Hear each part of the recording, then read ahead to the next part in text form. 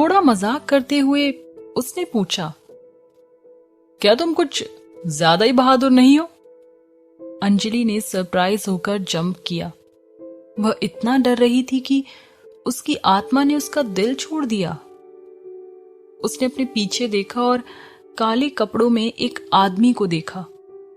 अंधेरे में वह लंबा और तगड़ा लग रहा था। वह आराम से सोफे के पास खड़ा था। अंजलि ने अपने दिल को शांत किया और डर गई। कौन हो तुम? काले कपड़ों वाला आदमी हंसा।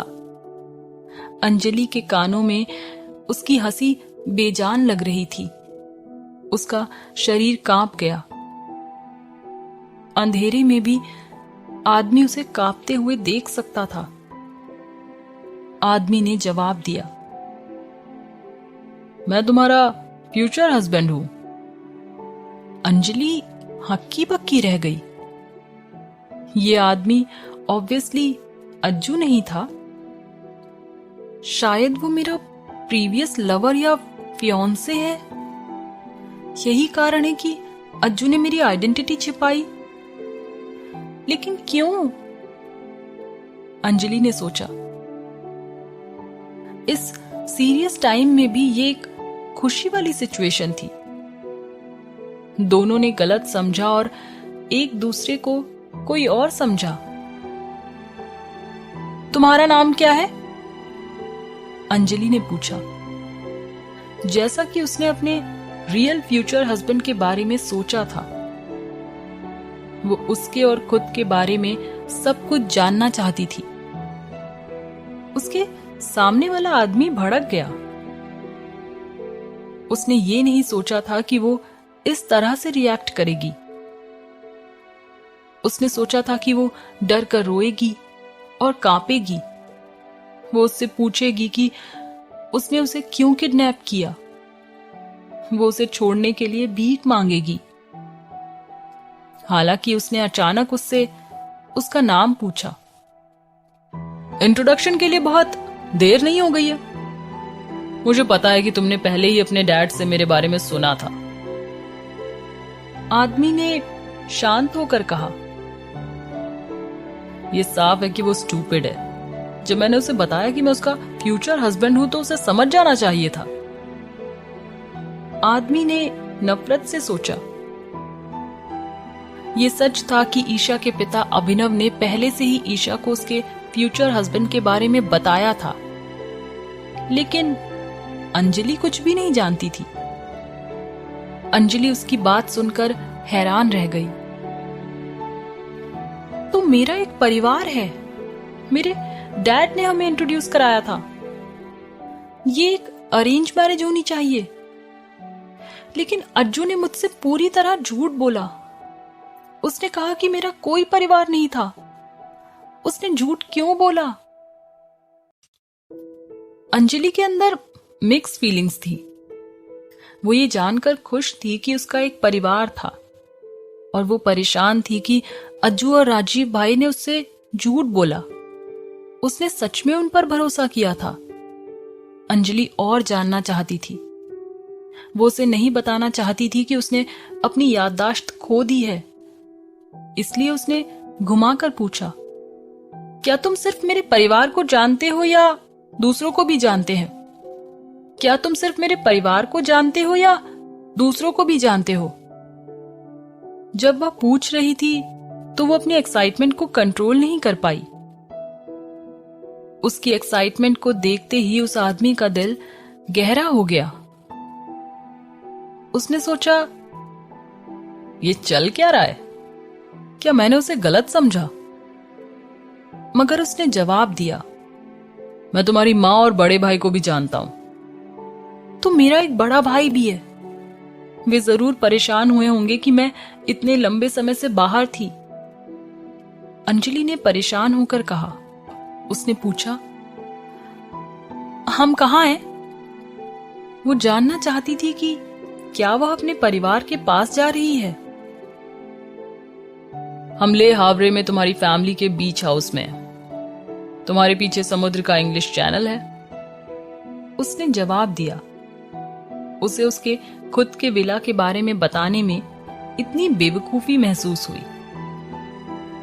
उसके साथ क्या प्रॉब्लम है? वो इतनी शांत क्यों है? और कैसे वो अपने बीच हाउस को नहीं पहचान सकती है? वो अब सिचुएशन को समझ नहीं पा रहा था। उसने बहुत सारी लड़कियों को देखा था, लेकिन ये पहली बार था जब किसी ने कैरेक्टर और सिचुएशन से बाहर एक्टिंग की थी। ये काफी बुरी बात थी कि वो उसे ठीक से पहचान नहीं पाया। ओह, तो हम मेरी फैमिली की प्रॉपर्टी में हैं। इसका मतलब केवल ये हो सकता है कि मेरा परिवार भी इसमें शामिल है। सिचुएशन को समझते हुए अंजलि ने राहत महसूस की। हम यहाँ क्यों हैं? क्या हमें नहीं जाना चाहिए?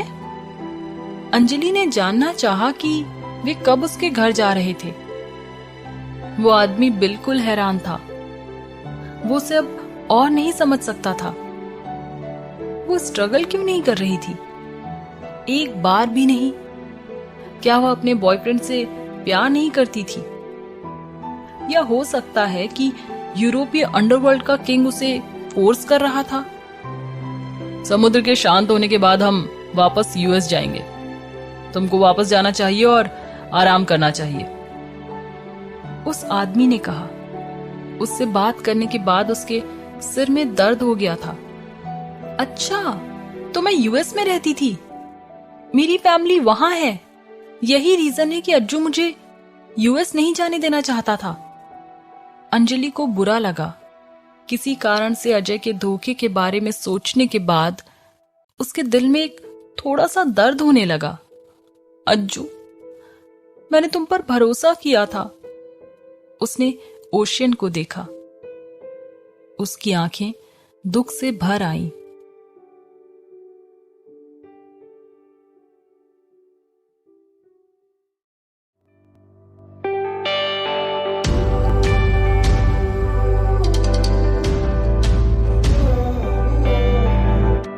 अंजलि ने अपनी दुखी आंखों से समुद्र की ओर देखा। क्या वो मेरे साथ अपनी शादी का पछतावा कर रही है? उस आदमी ने सोचा। किसी कारण से उसने जो सोचा था उससे वो थोड़ा उदास हो गया। नहीं है कि मैं तुम्हें अपना कैदी बनाने जा रहा हूं। शादी के बाद तुम अपनी फैमिली को देखने के लिए वापस आ सकती हो, उसने चिढ़कर कहा। उसने जो कहा, अंजलि ने वो बात पकड़ ली। अपनी फैमिली को देखने के लिए वापस आना? वो कंफ्यूज हो गई थी। मेरी फैमिली यहां रहती है? उसने उस आदमी को देखा और कहा, मैं अपनी फैमिली से मिलना चाहती हूं। उस आदमी ने उसे अजीब तरीके से देखा और उससे पूछा, क्या तुम अपनी फैमिली से नफरत नहीं करती हो? अंजलि और भी उलझन में थी। और मैं ऐसा क्यों करूंगी? उसने उससे वापस पूछा, क्या उन्होंने तुमको नहीं छोड़ा था क्योंकि तुम मुझसे शादी नहीं करना चाहती थी? कोई भी नाराज हो जाएगा। आदमी सचमुच हैरान था। उन्होंने मुझे छोड़ दिया। मैं उससे शादी नहीं करना चाहती थी। क्या मुझे कोई और पसंद था? ये सब सोचकर उसका सिर घूम रहा था। उसने अपने सपने में एक आदमी को याद किया। मैं अपने घर वापस जाना चाहती हूं, अंजलि ने स्ट्रांगली कहा। वह सच में अपनी फैमिली से मिलना चाहती थी, जिसे उसने इतने महीनों से नहीं देखा था, और वह सिचुएशन भी क्लियर करना चाहती थी। उस आदमी को सब कुछ क्लियर हो गया। अच्छा, तो वो वापस जाना चाहती है और इसलिए उसने इतनी अच्छी एक्टिंग की है। इसे तो ऑस्कर मिलना चाहिए। सच में औरतें नफरत के ही लायक है। उसने हंसी उड़ाई। मुझे ये कहते हुए बुरा लग रहा है कि तुम्हारी फैमिली ने हमें तुमको यूएस ले जाने के लिए कहा। वे हमारी वेडिंग सेरेमनी में ही हमसे मिलेंगे। उसने झूठ बोला। राजीव को उन पर शक ना हो इसलिए अभिनव ने अभी उनसे कांटेक्ट नहीं करने का डिसीजन लिया है। अंजलि को उसकी रौबदार आवाज पसंद नहीं थी। उसके कंधों पर एक तरह का अजीब सा बर्डन था। उसने स्ट्रांगली कहा, मैं पहले अपनी फैमिली से मिलना चाहती हूं। उसकी पूरी बॉडी स्टिफ हो गई। अब तुमने अपना असली रंग दिखाना शुरू कर दिया, लेकिन यह काम नहीं करेगा। आदमी ने मजाक किया। उसकी जिद देखकर वह हैरान रह गया। ऐसा लगता है उसके दिमाग में जरूर कुछ ट्रिक्स है। उसने सोचा, असली रंग से तुम्हारा क्या मतलब है? मेरी अपनी फैमिली से मिलने की इच्छा में क्या गलत है? अंजलि ने सख्ती से पूछा। ओह, एक कमजोर लड़की मुझे अपनी पावर दिखा रही है। आदमी ने उसकी स्ट्रिक्टनेस को रोकते हुए कहा, तुमको क्या लगता है कि मैं इतना बेवकूफ हूं कि ये मान लूं कि तुम अपनी फैमिली से नफरत नहीं करती हो, जबकि तुम्हारी फैमिली हमारी शादी कराना चाहती है, ये जानते हुए भी कि हमने तुम्हें मारने के लिए ड्रग दिया था? उसने ठंडी आवाज में पूछा। उसने अपनी लाइफ में बहुत सी ड्रामा क्वींस देखी थी, लेकिन उसने उसके जैसी बेशरम कभी नहीं देखी थी। मुझे ड्रग? उन्होंने मुझे ड्रग दिया? ये इतना जाना पहचाना क्यों लग रहा है? अंजलि डर गई। तुमने मुझे ड्रग क्यों दिया? उसने ध्यान से पूछा। वो आदमी उसे कभी नहीं बताने वाला था कि उन्होंने उसे ड्रग क्यों दिया। उसने चिल्लाते हुए कहा, बहुत हो गया, अपने रूम में जाओ। उसकी कमांडिंग आवाज ब्लेड की तरह तेज थी। उसकी तेज आवाज सुनकर उसके साथ काम करने वाले लोग लगभग अपनी पैंट गीली कर लेते थे। अंजलि भी एक इंसान थी। कोमा से जागने के बाद उसके साथ एक प्रिंसेस की तरह व्यवहार किया गया था। जब वे उससे बात करते थे तो कोई भी जोर से बात नहीं करता था। उसकी आवाज सुनकर वह डर से उछल पड़ी और उसकी आंखों में आंसू भर आए, लेकिन वह ना रोने के मामले में बहुत जिद्दी थी। किसी कारण से अज्जू का सॉफ्ट और गर्म चेहरा उसके दिमाग में तैरने लगा। कुछ मिनट पहले वो उसे ब्लेम कर रही थी और अब वह उसे बुरी तरह से देखना चाहती थी।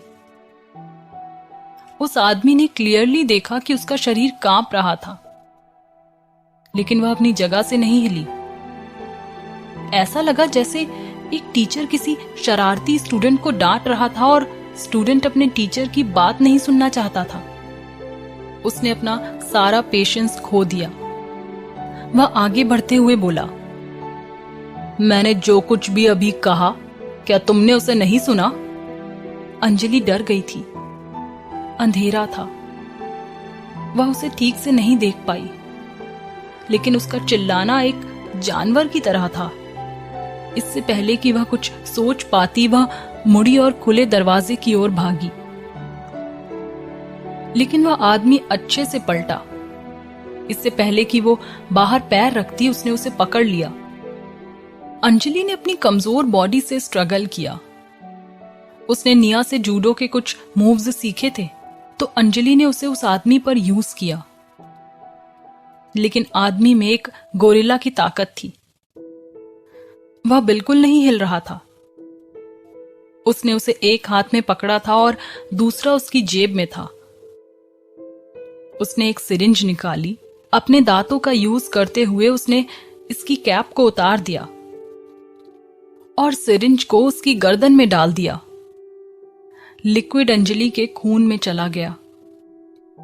अंजलि की आंखें भारी हो गईं और उसकी बॉडी पैरालाइज्ड हो गई। इससे पहले कि वो सो जाती, उसने उसे ये कहते हुए सुना, अच्छी तरह से सो जाओ miss Isha.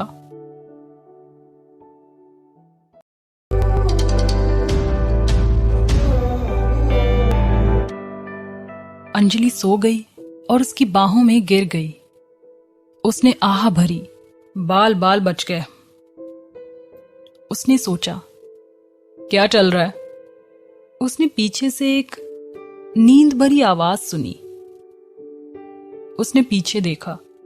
Mic, luggage ready करो। काले कपड़े वाले आदमी ने ऑर्डर दिया। विक्टर, क्या आपने पहले से ही उसे ड्रग इंजेक्ट कर दिया है? क्या आपने उसे ओवरडोज दिया है? पिछली बार वह लगभग मर चुकी थी, इस बार उसे मत मारो। अगर तुम्हें वो नहीं चाहिए तो आप उसे मेरे साथ शेयर कर सकते हैं, माइक नाम के आदमी ने कहा। वह जिद्दी था, फिर भी एक अकेलापन उस आदमी की काली आंखों में तैरता था। उसकी आंखें ठंडी हो गई। लगेज रेडी करो। उसने अपने फ्रेंड माइक को कमांड दी। माइक ने उसे सल्यूट किया और मजाक में कहा, यस मेजर जनरल। फिर उसने खुद से कहा, इस आदमी में कोई सेंस ऑफ ह्यूमर नहीं है। जब माइक सामान लेकर आया तो उसने देखा कि विक्टर एक सिल्वर टेप से अंजलि के होठों को कवर कर रहा था। उसने कहा, इस लड़की की किस्मत ही खराब है कि उसे इस आदमी जैसा हस्बैंड मिल रहा है। उन्होंने किसी को कोई शक ना हो इसलिए लाइट्स ऑन नहीं की। उन्होंने विक्टर की टॉर्च की लाइट को यूज किया। माइक ने लगेज खोला और विक्टर ने अंजलि की बेहोश बॉडी को उसमें डाल दिया। विक्टर ने उसके नेकेड पैरों को मोड़ लिया और माइक ने सीटी बजाई। विक्टर ने उसकी ओर देखा। माइक तुरंत रुक गया। विक्टर ने लगेज बंद कर दिया, लेकिन ऑक्सीजन पास करने के लिए उसे थोड़ा खुला रखा था। माइक लगेज को उठाकर डॉक पर ले गया। माइक ने पहले से ही एक बिजनेस अटायर पहने हुआ था। विक्टर ने भी अपने कपड़े बदले। वहां एक स्पीड बोट थी। विक्टर ने बोट स्टार्ट की और वे बीच हाउस को छोड़कर चले गए। विक्टर ने स्पीड को साउथ वेस्ट की ओर मोड़ दिया। वे स्पेन को क्रॉस करके पुर्तगाल के पास पहुंच गए। ठंडी हवा ने उन्हें कपकपा दिया। उत्तरी अटलांटिक महासागर में एक 2 मंजिला शानदार नाव थी जो उनका वेट कर रही थी। उस आलिशान नाव से 2 लोगों ने देखा कि स्पीड बोट उनके रास्ते में आ रही है। उन्होंने ग्रीन लाइट के साथ सिग्नल दिया। विक्टर के होठ हल्के से खिंच गए। जैसे ही वे आलिशान नाव पर पहुंचे, एक आदमी पास आया और लगेज ले गया। उसने सैल्यूट नहीं किया, लेकिन कम आवाज में कहा, मेजर जनरल। विक्टर ने सिर हिलाकर लड़के को जवाब दिया। वो एक नॉर्मल बिजनेसमैन की तरह चल रहा था और इसी तरह से माइक भी। अगर राजीव के लोग उन्हें देखने के लिए सैटेलाइट का यूज करते हैं तो उन्हें ये एक नॉर्मल बिजनेस बोट लगेगी। विक्टर ने पहले ही अपने सैनिकों को सिविलियंस की तरह काम करने का ऑर्डर दिया था। उनके आउटफिट भी कैजुअल थे। शानदार नाव तेजी से पुर्तगाल के पानी से गुजरी और ईस्ट की ओर मुड़ गई। यह सीधे स्पेन और मोरक्को जाता है और जल्द ही उन्होंने मेडिटेरेनियन सी में एंटर किया। यहां मौसम गर्म था। माइक ने पूछा, क्या आप लगेज खोलना चाहते हैं? क्या होगा अगर वो बिना ऑक्सीजन के मर जाए? वो नहीं मरेगी। वैसे भी ऐसा कुछ करके परेशानी क्यों उठानी है? विक्टर ने जवाब दिया और उसने सिगरेट जलाई।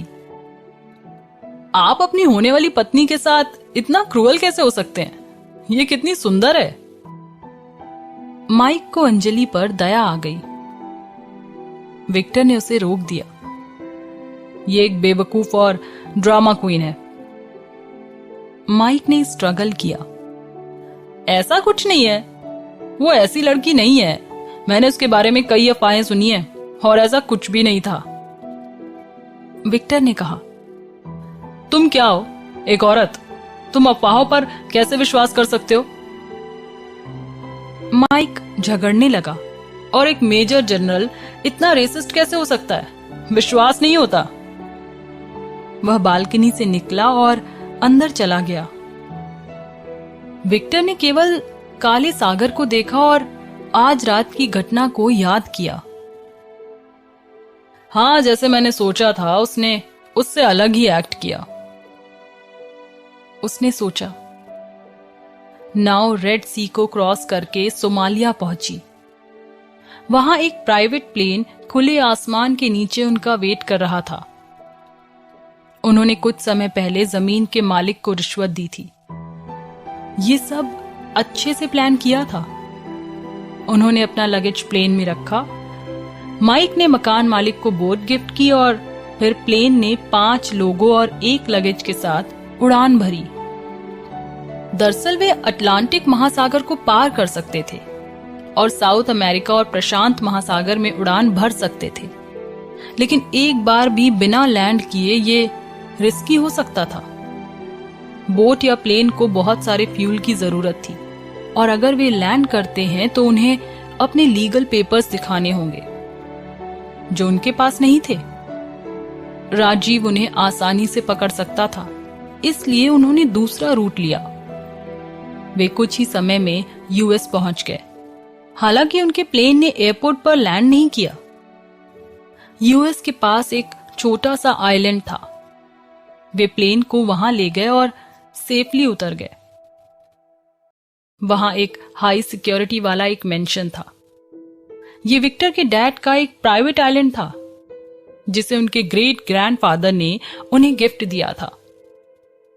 विक्टर के पिता को किसी और जगह से ज्यादा इस जगह पर रहना पसंद था। विक्टर ने मेंशन में लगेज रख दिया। उसके बेडरूम के पास में एक रूम था। उसने वहां लगेज रखा और उसे खोला। अंजलि अभी भी सो रही थी। विक्टर ने उसे बेड पर रखा और सोचा, क्या मुझे शर्ट चेंज करनी चाहिए?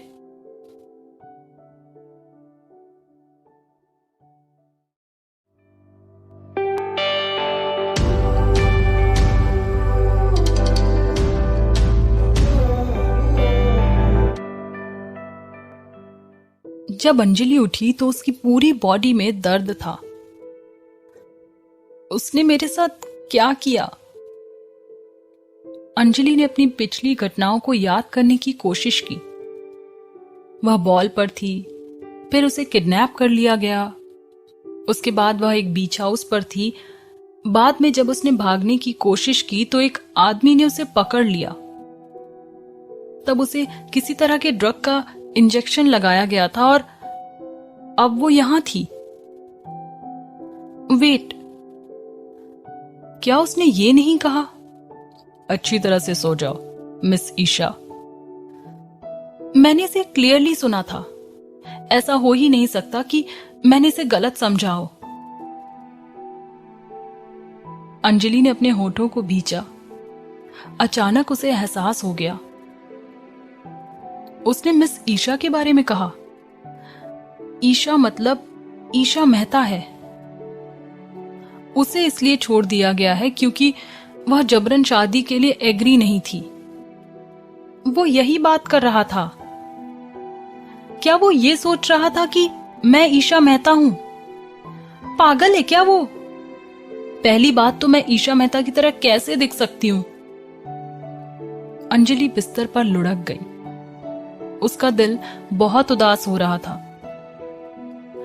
अज्जू, मैंने तुम्हारे बारे में बुरा सोचा, आई एम सॉरी, उसने उदास होकर कहा। अंजलि ने अपने चारों ओर देखा। कहां हूं मैं? ये पहले से ही 7 बज रहे थे और सूरज ढल रहा था। सूरज की रोशनी एक ऑरेंज कलर को दिखा रही थी। कमरा छोटा था। एक सिंपल बिस्तर जिस पर वह लेटी हुई थी, एक अलमारी, एक टी टेबल और एक कुर्सी थी। एक छोटी सी खिड़की थी जिसमें अंजलि कभी फिट नहीं हो सकती थी। अंजलि ने सांस ली। वह उठ गई और रजाई को खुद से दूर किया। फिर वह हांफने लगी। अंजलि ने एक सफेद शर्ट पहन रखी थी। उसने खुद को हक कर लिया। उसने फिर से ऐसा किया। उसने दांत पीस लिए। उसका चेहरा शर्म से लाल हो गया था। तुम उठ गई? Good morning. दरवाजे से एक आवाज आई। विक्टर में स्मोकिंग कर रहा था। माइक आया और उसने उसे ज्वाइन किया। क्या वो उठ गई? माइक ने पूछा। नहीं, मैंने उसे ओवरडोज दिया था, विक्टर ने जवाब दिया। यार, तुम बहुत आर्ट। ये पहले ही 2 दिन हो गए और तुमने उसे 30 घंटे के लिए लगेज में डाल दिया। क्या तुम उसके लिए थोड़े सॉफ्ट नहीं हो सकते हो? एक खूबसूरत लड़की के लिए अपने दोस्त के एटीट्यूड को देखकर माइक नाराज हो गया। वह सुंदरता को एप्रिशिएट करता था। उसने सोचा कि विक्टर लकी था कि उसके पास एक लड़की थी। हालांकि विक्टर के एक्शन ने उसे सेम टाइम पर सरप्राइज और अपसेट कर दिया था। विक्टर ने कहा, शायद मुझे उसे तुम्हारे हवाले कर देना चाहिए। आप कब से इतने अच्छे हो गए? माइक ने विक्टर का मजाक उड़ाया। तुम कब से इतने गंदे हो गए कि जर्नी के लगभग 2 दिनों के बाद भी तुमने शार नहीं लिया? विक्टर ने मुंह बनाते हुए पूछा। वह 1000 मील से माइक की बॉडी से आ रही बदबू को सूंघ सकता था। मैं जा रहा हूं और तुम देखो कि क्या वो जाग गई है। माइक ने अपनी आर्म पिट को सूंघने की कोशिश करते हुए बालकनी छोड़ दी। डिस्गस्टिंग। विक्टर बड़बड़ाया, मैं तुमको सुन सकता हूं। माइक ने दरवाजे से कहा। विक्टर ने कुछ नहीं कहा और अंजलि के कमरे की ओर चला गया। इस घर में विक्टर का कमरा 2nd फ्लोर पर था और उसके कमरे के पास स्टोर रूम था। उसने उस रूम को डेकोरेट करने का ऑर्डर दिया ताकि अंजलि वहां रह सके। विक्टर ने चुपचाप दरवाजा खोला और उस ब्यूटी को रजाई हटाते हुए देखा और फिर वो हल्के से हाँफने लगी। वो उस शर्ट को देख रही थी जो उसने पहनी हुई थी। दरवाजा ईस्ट की तरफ था जहां बिस्तर था, इसलिए वो उसका एक्सप्रेशन नहीं देख सकता था। क्या वो शर्मा रही है? विक्टर ने सोचा। फिर उसने कहा, गुड मॉर्निंग। उसकी आवाज मजाक से भरी थी। अंजलि अचानक आवाज सुनकर चौंक गई। उसने मुड़कर देखा। दरवाजे के पास एक आदमी खड़ा था। वो आवाज, ये वो था जिसने उसे स्लीप वेल मिस ईशा कहा था। उसका चेहरा शर्म से लाल हो गया। उसकी आंखों में एक अजीब नजर थी। झगड़ालूपन से भरी आंखों को देखने के लिए विक्टर को आड़े हाथों लिया गया। तभी कुछ और उसकी नजर में आ गया। तुम्हारी आंखें काली हैं। वो गुस्सा हो गया। अंजलि ने एक स्माइल दी। वो पहले से ही जानती थी कि इस आदमी ने गलत इंसान को किडनैप कर लिया है। उसने जवाब दिया, जरूर, वे हैं। विक्टर पास आया और पूछा, वे काली क्यों हैं? पहने हुए हैं। ये नेचुरल हैं, अंजलि ने कहा। विक्टर ने उसकी गर्दन पकड़ ली और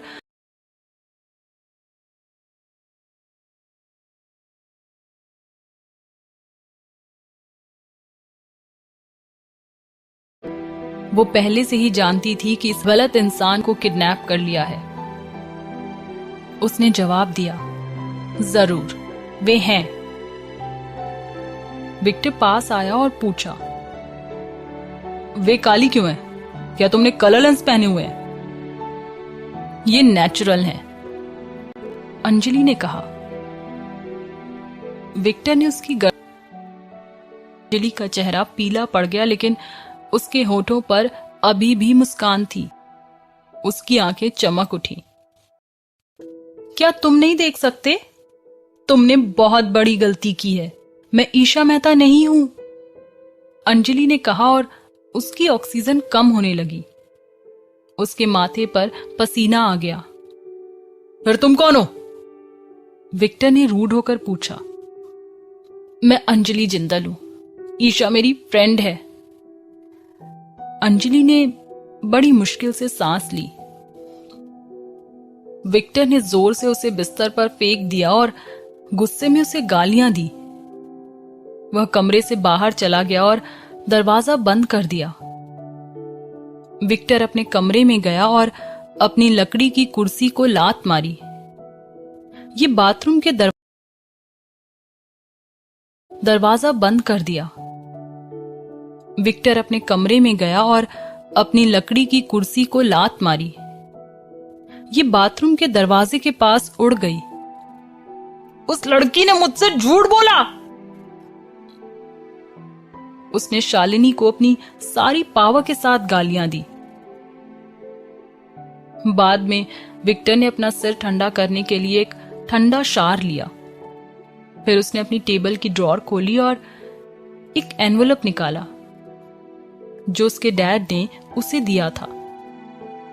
उसने फोटोज निकाली और ईशा मेहता की एलिगेंट और डरी हुई फोटोज देखी। वो डॉल जैसी लग रही थी। विक्टर ने फोटो को टेबल पर फेंक दिया। उसने अंजलि के चेहरे को याद किया। रात में वह उसके एक्सप्रेशन को नहीं देख सका, लेकिन आज उसका चेहरा साफ था। उसकी काली आंखें चमक उठी। उसकी गर्दन दर्द कर रही थी।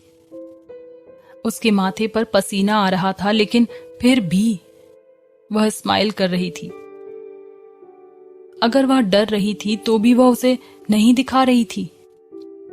उसने अपना क्या नाम बताया था? उसे याद आया कि उसने उसे क्या कहा था। मेरा नाम अंजलि जिंदल है। अंजलि जिंदल। वह उसके नाम को बार बार रिपीट कर रहा था। कौन है अंजलि जिंदल? एक लड़की लगती है। ये दरवाजे पर माइक था। उसने शार ले लिया था। जिस लड़की को हमने किडनैप किया है वो अंजलि जिंदल है। विक्टर ने बिना देखे ही जवाब दिया। क्या? ऐसे कैसे हो सकता है? तुम इस तरह की इडियोटिक मिस्टेक कैसे कर सकते हो? माइक की आंखें लगभग बाहर आ गई थी। विक्टर ने कुछ नहीं कहा। वो कुछ और सोच रहा था। अब हम क्या करने जा रहे हैं? अब हम ईशा को किडनैप नहीं कर सकते हैं। अब जब वह अलर्ट हो गई होगी, हमने उसकी क्लासमेट को किडनैप कर लिया है। ओह रुको, क्या तुमने अभी उसका नाम अंजलि जिंदल कहा? उसकी फैमिली का नाम जिंदल है। अरे हम तो मर गए। राजीव अपने फैमिली मेंबर को ढूंढने के लिए हमारा अच्छे से शिकार करेगा। माइक ने वो सब कहा जो वो जानता था। राजीव अपने फैमिली मेंबर्स के इतना क्लोज नहीं है। मुझे लगता है कि ये ठीक होगा, विक्टर ने कहा। माइक ने पूछा, क्या तुम श्योर हो? हमें उसे वापस भेजना होगा। जो कुछ भी हुआ उसे भूलने के लिए मैं उसे ड्रग दे दूंगा। कोई जरूरत नहीं है, मुझे एक बेटर आइडिया मिला है। विक्टर ने कहा कि उसकी आंखें चमक गईं।